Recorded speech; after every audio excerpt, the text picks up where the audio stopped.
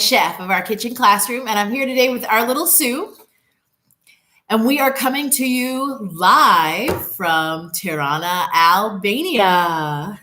Right now, like we are here in Albania. Well, what we're under is not exactly quarantine protocols. Everybody's not mandated to stay inside. It's highly suggested. It's suggested, and people that have traveled to Greece and we're just gonna jump on here live today so that we could update you about what's going on here in Europe.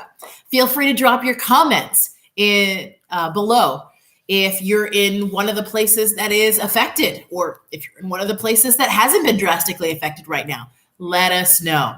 In the meantime, what we wanted to come on here today to do was to talk to you about what sorts of things you can do in order to prevent not only the spreading coronavirus, but the common cold. Our favorite kitchen tools. Okay, they are that? But that's not what I was going for. But what else? I was going for the dirtiest thing on the transmission of the spread of germs and other viruses. I want you to think that. Okay, so hand washing. That's right, hand washing. Wait, in fact, we said we were going to do a hand washing video. Have we done that yet?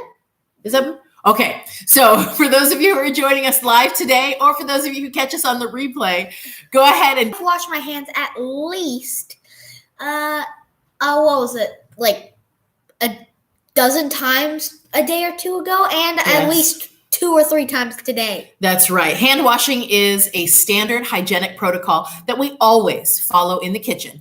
And we know it's important because now, what's important for people to remember about washing their hands? Oh, you got to use, what's that magical thing? Oh, it starts with an S. Come on. Can you guys help me remember? What's that magical? Soap. Soap. That's right. And that's warm right. water. Josemar, you said it. Washing your hands for the hand washing process. And how long do we want to wash our hands? Between 15 and 30 seconds. What's the magic number? It's just under warm water. 3 minutes. You used to spend 3 hours playing with water when you were younger. I know. Yeah. So now is absolutely the perfect time to encourage water play in your kitchen classroom. I also have a question for you guys. What temperature do you think that water was when I was playing? Sub-freezing. We played with ice. Water? That was warm. We might want to do or not do. Sorry, with our hands in order to prevent the spread of germs. Wash your hands after you change your clothes. Yes, hand washing. We already talked about hand washing. What else? That's right. I'm sorry, I forgot. When you cough and or sneeze, you want to make sure that you cover your mouth. Now, the hygienic process. I'm going to do a fake cough to show you, but don't do this. That's right. That's how I was taught to cover my mouth when I coughed or sneezed. I don't know as much. One. Okay. Yes, that's one way that you can cover your nose and mouth. Now you've got more germs in your clothing. What's a better way to do it? Sorry.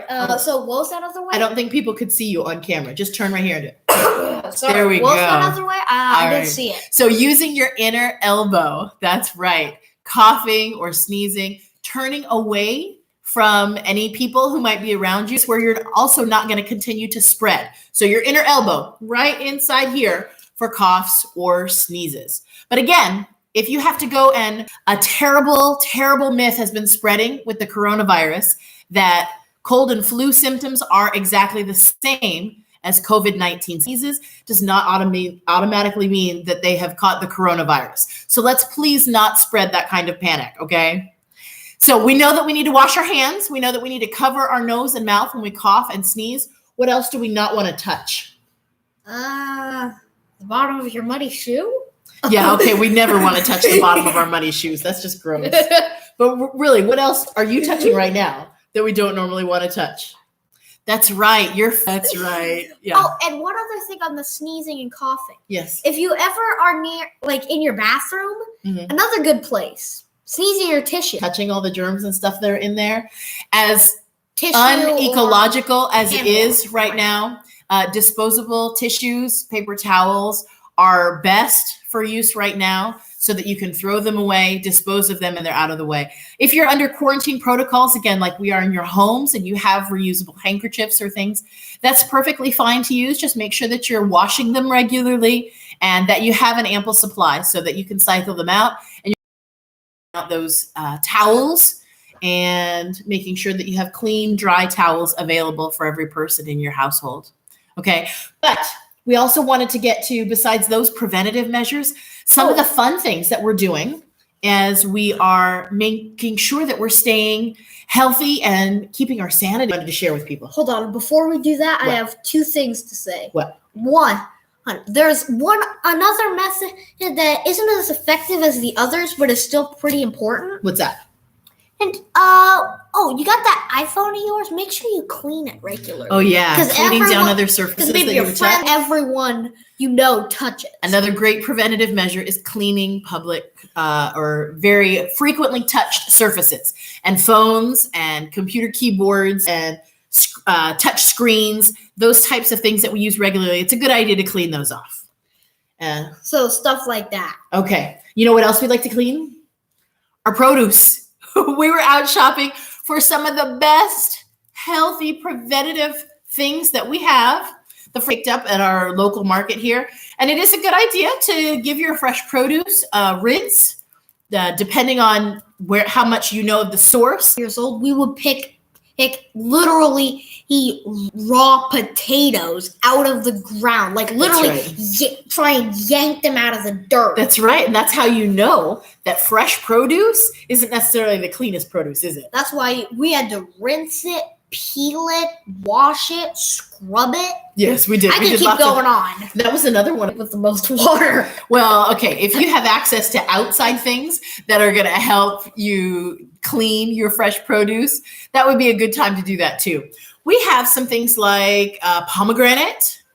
Who can clean the potato the fastest? It's pretty amazing. Yeah. And we've got some fresh ginger root. I'm not sure if you can see, you guys, but see the little intersection? There's a yellow bit. Yeah. Running along right. That's a nice natural ombre pattern as it changes from the green to the red. Right here. That's beautiful. You can see the yellow bit. Okay. Then you got the big red and the we've also got quince. Wait, what's quince? That's the one the juice that we were drinking earlier. It looks kind of like a cross between an apple and a pear. I got what here? But it feels kind of fuzzy on the. Use real fruit. Well, because lots of people want to handle them and figure out what they are and play with them. And real fruits. We do what we do. So we can teach them that, right? We got lemon. We've also got fresh oranges and mandarins. And explore the way so much of this wonderful fresh produce is the way it's tasting, the way it's smelling. In Albania recently, rather than buying them by the kilo, which a lot of people tend to do in the wintertime, they're fresh, they're seasonal, but people started buying them by the crates because of the vitamin C that they provide. Also, I'm going to buy a crate of 100 oranges. That's like enough to last a month.